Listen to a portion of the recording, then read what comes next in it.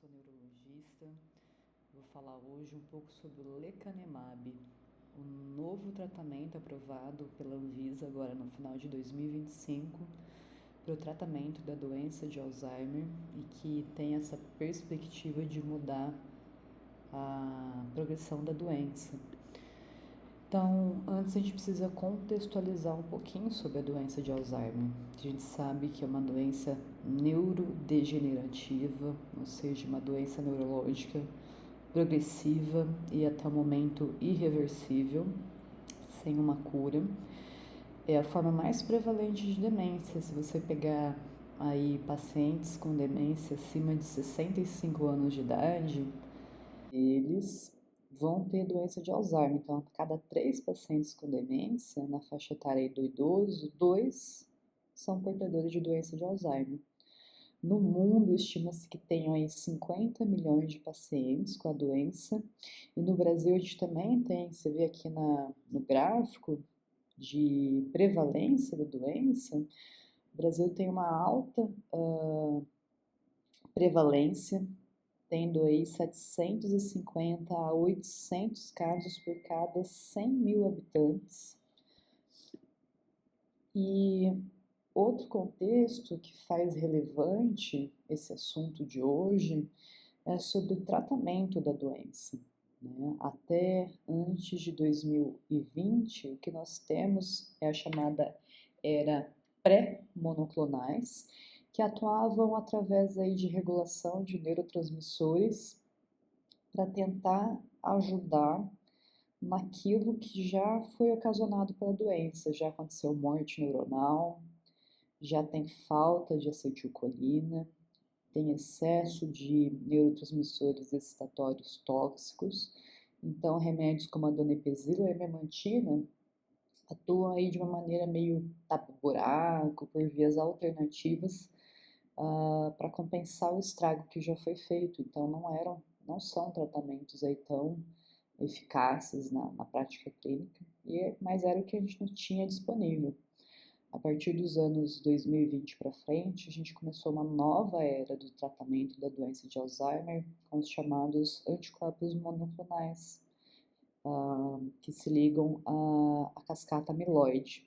Então, em junho de 2021, foi aprovado o primeiro anticorpo monoclonal para a doença de Alzheimer, chamado aducanumab, que depois de 3 anos foi descontinuado devido a questões dos estudos. Uma parte dos estudos teve efeito positivo em termos de benefício clínico do paciente, porém outros vieram negativos e, paralelamente ao decorrer desses estudos com o aducanumab, já foram desenvolvendo outras moléculas, né? Então, em 2023 foi aprovado o lecanemab, que é o assunto dessa aula de hoje. Então, já desde 23 já está nos Estados Unidos, aprovado pela FDA, e agora no final de 2025 que foi aprovado pela Anvisa. E, então, como o lecanemab teve uma molécula melhor, mais efetiva para a proposta de tratamento, não fez sentido continuar produzindo o aducanumab, por isso que ele foi também descontinuado. E agora, em julho de 24, lá nos Estados Unidos, foi aprovado o donanemab, como um outro alvo aí terapêutico. Então, a partir dessa nova classe de medicações, a gente está começando a ter realmente tratamentos que são eficazes para a doença. Então, o lecanemab, como eu já falei, é um anticorpo monoclonal humanizado, aprovado pela Anvisa aí dia 22 de dezembro de 25, bem recente. E aí entra um ponto que a gente vai discutir. É qualquer paciente com doença de Alzheimer que vai poder tomar? Aquele paciente grave, que já está acamado, a gente sabe que não tem tanto benefício por hora por esses tratamentos. Então, quem está indicado são os pacientes que a gente fala que é um comprometimento cognitivo leve, que aqui está em inglês, né, na figura aqui, ó, o MCI em inglês. E os pacientes com demência leve são os 2 perfis de paciente que vão ter indicação dos tratamentos com o lecanemab. E por que é interessante falar isso? Porque a gente está entrando numa fase de entendimento de pacientes também que são chamados pré-clínicos, que já têm as alterações lá no cérebro, que estão presentes nos pacientes que têm os sintomas da doença, mas ainda não começaram, né? Que são chamados pré-clínicos. A gente sabe que o que acontece no cérebro do paciente com Alzheimer já vem 20 anos, em média, antes dos sintomas. Então, se os sintomas começaram com 70, o que acontece nas alterações cerebrais já estão ali desde os 50 anos de idade, porém, os tratamentos ainda não estão voltados para esse tipo de paciente. Começa a ser indicado o tratamento na hora que tem os primeiros sintomas. Então, esquecimento, que às vezes atrapalha no dia a dia, mas não interfere do paciente ir no mercado, ter a sua independência financeira, esse paciente já deve ser tratado. E os que já começam a ter interferência, que já precisa ali de alguma ajuda, também são os que vão ter benefício. Ah, mas como que eu vou saber se é uma demência leve, se é uma demência moderada, grave, se é esse comprometimento cognitivo leve? O médico ou o neuropsicólogo que vai poder classificar esse paciente. Então, através de que instrumentos? De escalas. Então, você tem escalas próprias para demência, escalas que avaliam a cognição. Então, a gente usa muito aqui no Brasil para pacientes que não têm uma escolaridade muito alta, o Mini-Mental, para os que têm escolaridade mais alta, o MoCA, que é uma outra escala. Então, tem toda uma pontuação, uma avaliação que precisa ser feita para a gente poder classificar quem é o meu paciente, em que momento da doença ele está, para ver se tem benefício de ser tratado. E outra questão, não pode ter dúvida, se eu estou fazendo um tratamento que é específico, que esse anticorpo monoclonal vai se ligar a uma molécula de uma alteração que acontece só na doença de Alzheimer, eu tenho que ter certeza que esse paciente tem essa doença. Então, só vai ser autorizado fazer a medicação se eu tiver uma confirmação, ou por um PET, que vai me mostrar o exame de imagem, que vai me mostrar aí alterações relacionadas aí com amiloide, ou através de exame no líquor, de uma pesquisa no líquor da proteína beta-amiloide, porque senão não adianta eu ficar na dúvida se essa molécula se liga só a uma proteína da doença de Alzheimer, ela não vai ter benefício para os outros tipos de demência. Mecanismo de ação. Então, como que o lecanemab e os outros anticorpos monoclonais vão atuar no cérebro do paciente? A gente sabe que a doença ela se dá através, de maneira mais simplória, né? Você tem a proteína beta-amiloide, ela começa a se unir, elas se ligam inicialmente em pequenos grumos, vamos dizer assim, que são chamados monômeros. Esses monômeros vão se agregando, se depositando numa estrutura um pouquinho maior e mais arranjada, que são os oligômeros. Esses oligômeros vão se agregando e formando estruturas mais complexas que são as protofibrilas. Vai se unir em linha, como se fosse uma faixa em fibrilas, até que essas fibrilas vão se unir numa estrutura aí tridimensional, que é uma placa densa amiloide. Essa placa densa que vai estar lá no cérebro, ao redor desses neurônios e todo o sistema nervoso central, ela é tóxica e ela, por uma série de mecanismos, leva à morte neuronal. E essas fibrilas também estão próximas ali ao vaso, ao endotélio, aos vasinhos do cérebro. Isso é importante para a gente entender depois parte dos efeitos adversos da medicação. Então, o lecanemab, que está representado aqui por essa imagem azul, ele vai se depositando, se ligando tanto nas placas, mas em menor proporção, e se liga principalmente nas protofibrilas, nos oligômeros e em parte nas fibrilas, tentando fazer com que, então ele gruda e leva para umas células que chamam micróglia, que elas são meio que umas células de limpeza. Então a micróglia vai pegar e vai fazer um clearance, vai limpar aquela região que está cheia dessas substâncias tóxicas do cérebro e tentar limpar. Então essa é a maneira com que o lecanemab atua diretamente no problema que está acontecendo no cérebro do paciente com Alzheimer.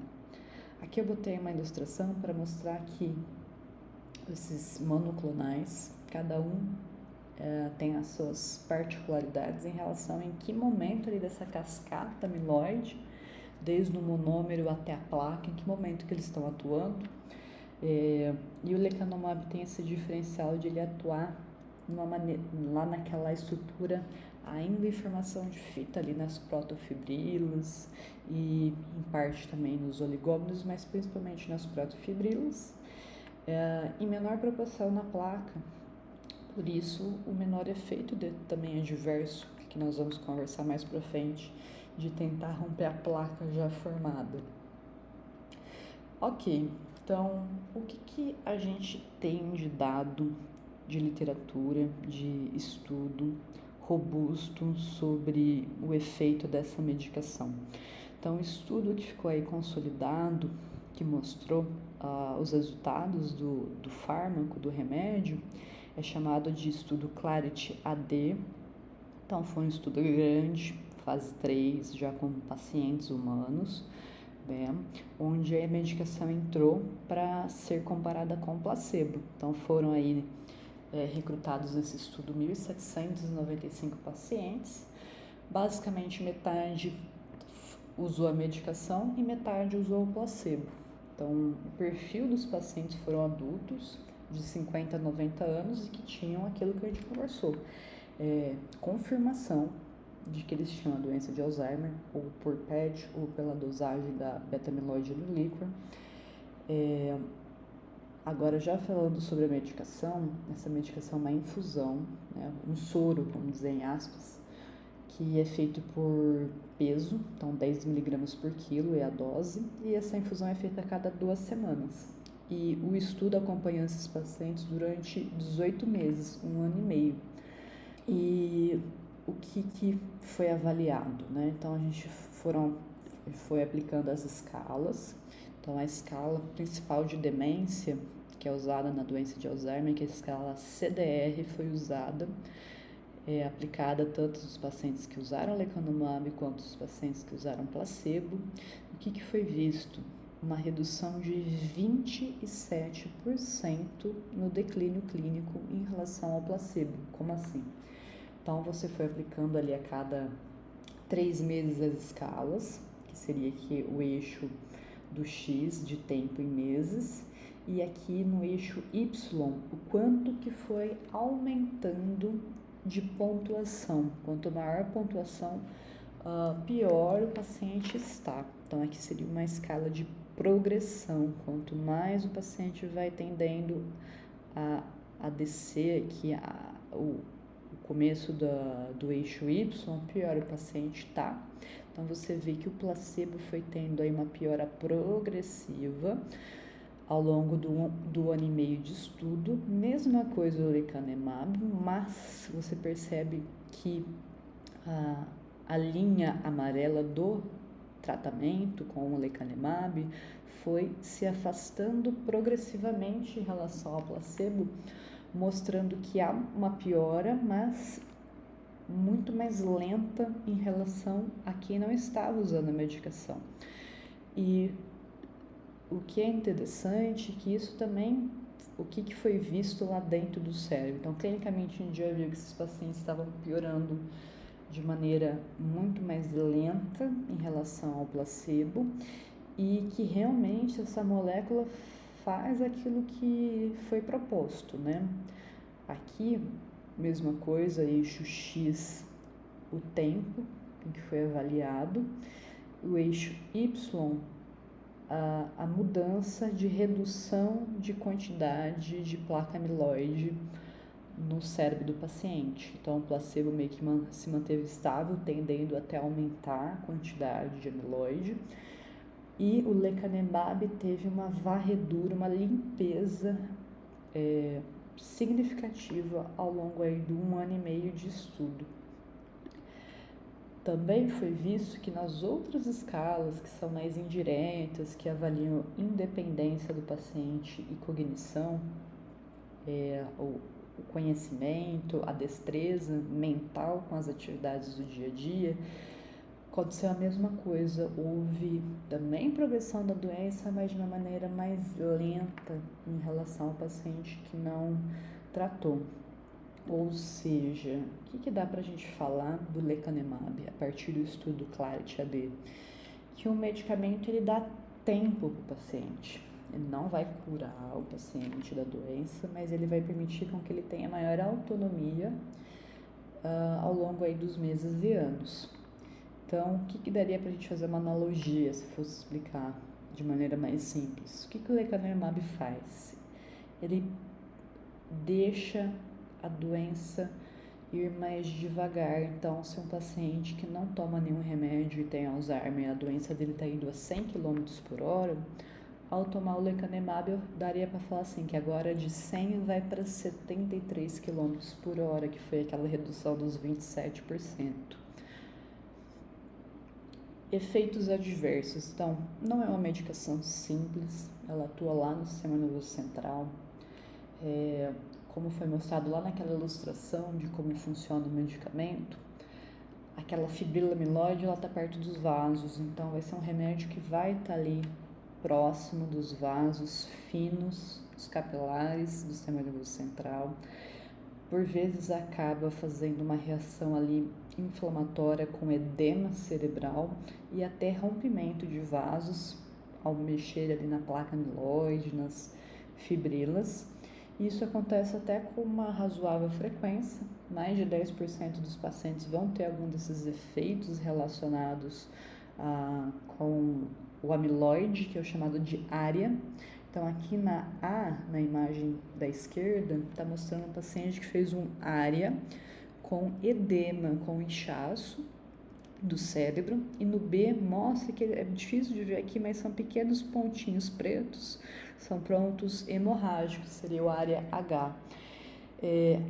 São efeitos adversos aí razoavelmente frequentes, mas o interessante é que 80% desses pacientes que vão ter ARIA não vão ter nenhum sintoma, vai ser mais um achado radiológico, seja de imagem, de ressonância, de tomografia, que vai ser um parâmetro que nós vamos usar para guiar também o tratamento e ver esses efeitos adversos. E os que vão ter sintoma, pode ser que tenham dor de cabeça, uma crise convulsiva, algum sintoma neurológico, e também tem os efeitos relacionados à própria infusão, né? Um remédio tem que ser feito pela via venosa, então você pode ter uma reação inflamatória ali local, pode ter febre, calafrio, náuseas, em alguns casos pode ter dor de cabeça, mas costumam ser efeitos leves. E por curiosidade, né, quem tem certas alterações genéticas relacionadas com a doença de Alzheimer pode ter uma maior predisposição a fazer esses ARIAs, esses efeitos adversos relacionados ao amiloide. Então, no Brasil, né, eu falei que dia 22 de dezembro, agora de 2025, a Anvisa aprovou, mas não significa que você já pode fazer o uso, você vai encontrar essa medicação para comprar. Agora, no começo desse ano, agora 2026, vai passar pela etapa de definição de preço, para ver qual que vai ser o preço no mercado aqui brasileiro. Depois de fazer isso e outras burocracias, aí sim, né, vem para as farmácias, vão começar a ser comercializados, feitos em hospitais, para depois também ter toda aquela etapa burocrática, né? Eu tenho um convênio, será que vai cobrir ou não a medicação? Seria a próxima depois etapa mais para frente com a ANS, e quem sabe no futuro isso ser incorporado, se continuar dando bons resultados, isso ser incorporado no SUS, né, via Conitec, Ministério da Saúde. Então, conclusão, o que dá para a gente falar sobre o que está acontecendo agora, né, com o tratamento da doença de Alzheimer? A era dos monoclonais está chegando ao Brasil, então a gente vai poder agora ter acesso a essas novas medicações. Lembrando que a gente não está com a proposta de curar, mas sim de tentar lentificar, dar mais tempo para o paciente poder viver bem. É uma infusão venosa, então o paciente tem que ir a cada 2 semanas fazer uso dessa medicação num centro de infusão, em algum hospital. Tem os seus efeitos adversos, isso tem que ser acompanhado, não dá para simplesmente indicar para o paciente e abandoná-lo, certo?